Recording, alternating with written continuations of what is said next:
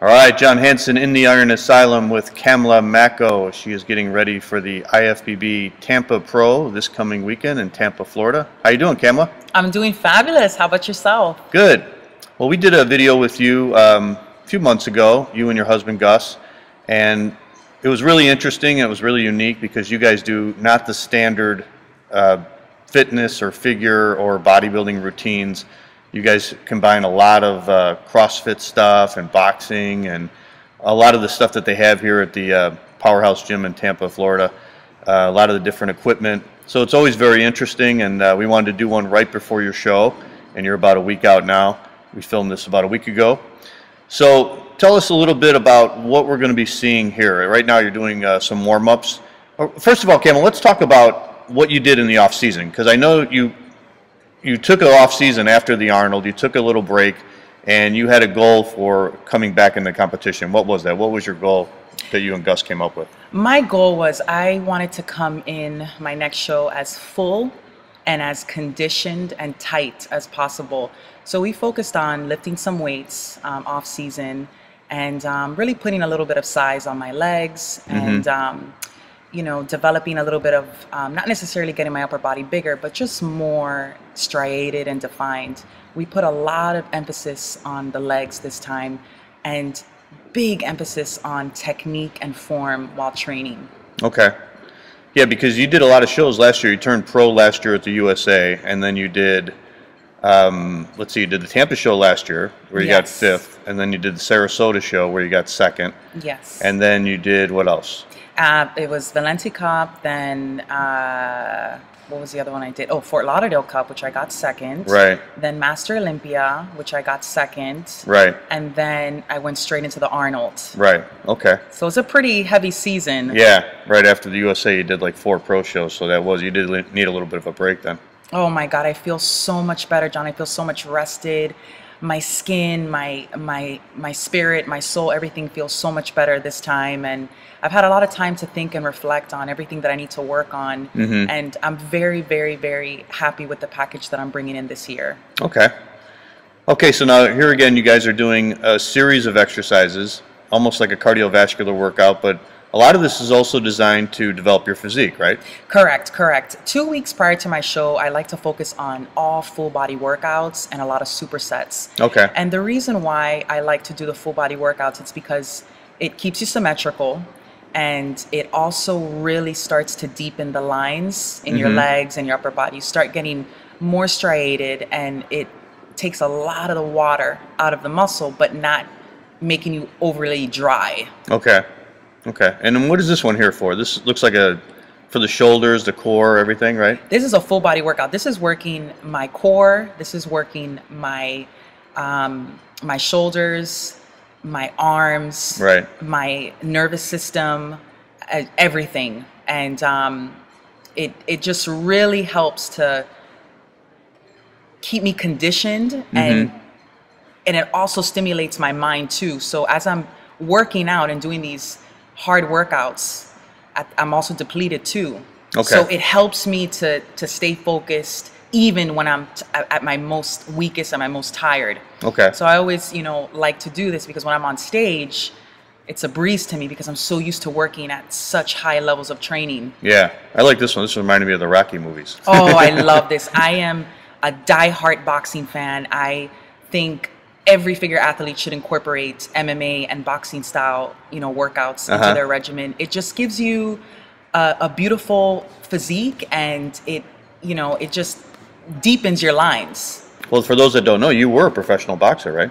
Well, not a professional boxer. Not a professional, okay. My husband was the professional fighter, and, you know, I followed in his footsteps, you know, over the years, you know, from gym to gym, and I just really, you know, fell in love with their style of training. Right. But I was originally training for an amateur boxing fight, and I got in such tip-top shape, and I went to the weigh-ins, and there was no girls in my weight class, and I was in such good shape, and my husband was like, Kamla, you got to do something. So that's when I got back onto the scene in 2010, and that's when I didn't stop. I said, you know what, I'm going to do this all the way. I want to get my pro card. I want to be Miss Figure Olympia. I'm going to do this. So we started on the amateur level in 2010, qualified for nationals, then got my pro card in 2 years, And ever since, we've just been focused and, training hard, learning our bodies, and figuring out the nutrition. And it's just been such an amazing journey. Now, what's this one for, Kamla? I noticed that you're not only hitting the tire, but you're moving around the tire. So that's obviously working your legs more, right? Yes, it's one of Gus's workouts, Imagine. So it's working your shoulders, your core, like I said, full body. It's also working your nervous system, because as you're hitting the tire, you have to travel. Yeah. So it's hard, because there's a lot of things you have to think about while you're doing that movement. But it works the entire body, rhomboids, your shoulders, your legs. You also have a little bit of plyos involved in there because you're hopping from side to side. Right. And same thing, like I mentioned before, it really helps to deepen the lines. Now, when you guys were in the off season and you were trying to add a little more size, were your workouts more with the weights, or did you do a lot of this also? Oh, more weight. I didn't do any type of circuit style or cardio workouts. I did standard bodybuilding. I did leg press, leg extension, Bulgarian squats, deadlift. Very basic, standard. The big three, so to speak. And it really helped. It really helped to put a little bit of size on me. And I think that we timed this pretty well, because now I can really focus on leaning out and getting all that water out of the muscle. So I should come in pretty full this time. Okay. Now, in the off season, how many days a week were you training then? I was training about 4 to 5 days a week. Okay. Took a lot of rest. I took a lot of rest in the week. sometimes I would do 4 times a week. Sometimes I would do 5. It all depended on how I felt. I really got very in tune with, my mind and my muscle. And if I got up in the morning and I, couldn't go, I would take the break. I would rest. And I would only work out when I felt good. And if there was any time in the workouts, where I was lifting heavy and I wasn't feeling it, I would stop. Okay. I would stop and I would leave the gym and I would rest. And I really realized how important rest is in, developing your physique, in your, with your skin, with your body, with your mind, everything. Rest is so vital, with training. Yeah. And then even last year with all the competing, I think that's a good point, because I think a lot of these athletes in this sport, they get so involved with competing, they do one show after another, and they don't have an off season. They don't get back to developing their physique, which is what brought them there in the first place. Exactly. And I said to myself, okay, what did I learn last year? Yes, I competed, I did shows back to back, and it was fun, but was it good for my body? Not necessarily. I realized that you have to take your breaks, and you have to take you have to take your seasons very seriously, because if you want to improve in your physique, you have to take your breaks. It's the only way that you're going to look better, look fresh, and come in with a better and powerful package. Yeah, and really with you, it's just about hitting your peak and coming in right condition, right? Yes. Because you have the structure, you have the shape, you have the muscle size. Exactly. And I think that, I did a lot of research on peaking and troughing, with an athlete. And, this time I really focused on making sure that I peaked, properly. And, I really, stayed focused. It's so hard too as a competitor, you're so used to seeing yourself lean all the time. And I think that's where a lot of athletes, when they start gaining a little bit of weight, they freak out. They're like, oh my God, they're afraid to have an off season. And a woman needs to have a little bit of body fat. Right. Figures about, shape and definition. And I think the most important thing is bringing in that sexiness. You're a woman, so you want to look very curvy but tight. And, it's okay to have a little bit of body fat. Right. Now, I'm imagining this boxing really helps your shoulders, because you were really going fast here, and you guys did a lot of boxing on this workout. Yeah, looking at this video now, I say to myself, and I was so low on calories here, and the boxing keeps me full, but it takes all the water out of my muscle without looking overly dry. And it makes me sweat. For me, I gotta sweat profusely for me to feel, like I got a good workout. Yeah. That's where my conditioning is.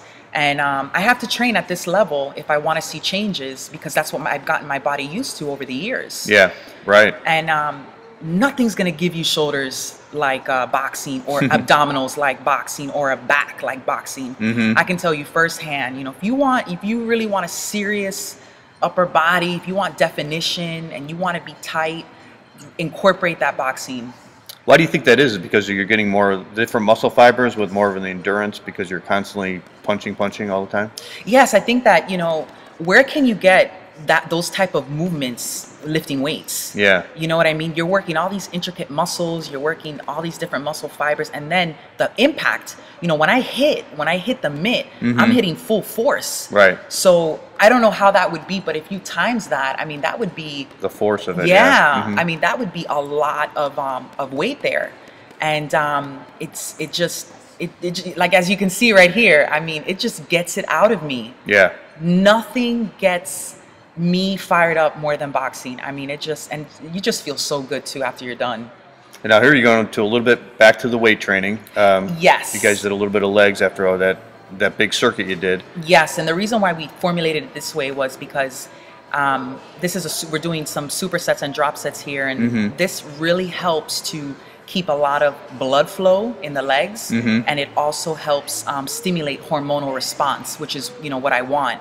And for me, the only way what worked for me to get my legs to grow was a lot of hypertrophy training, which a lot of repetitions, a lot of supersets, a lot of drop sets, really created a lot of blood flow in my muscles. And I'm like I said, I'm just so happy with the package this year. Yeah, we were talking earlier, and you said when you started figure competitions, your legs were really thin.